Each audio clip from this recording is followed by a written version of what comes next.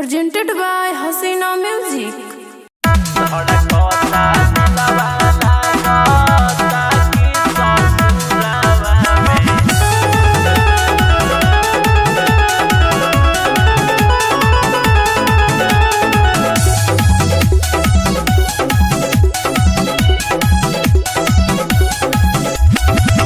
चूड़ी बेचे आइल बानी बन के चूड़ी हरावा खोजतानी के ने बाबे पगली के घरावा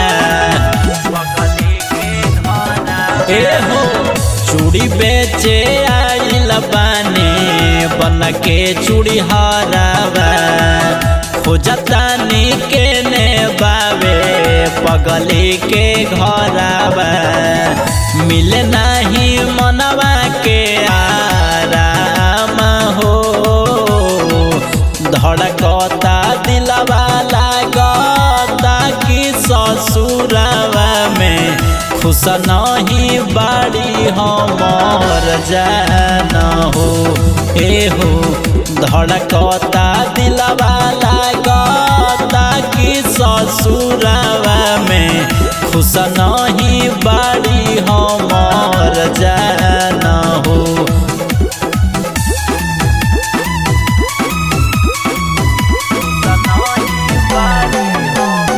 म्यूजिक बाय जसवंत कुमार।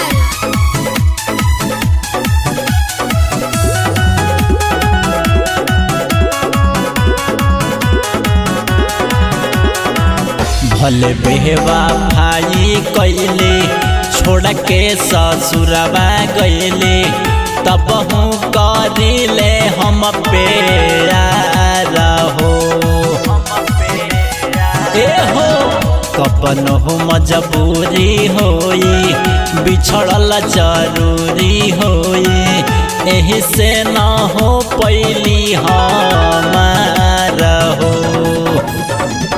दुख न कर हमके दे राम हो धड़कता दिलवा लागता कि ससुरवा में खुश नहीं बाड़ी हमर जान हो ए हो खुश नहीं बाड़ी हमर जान हो।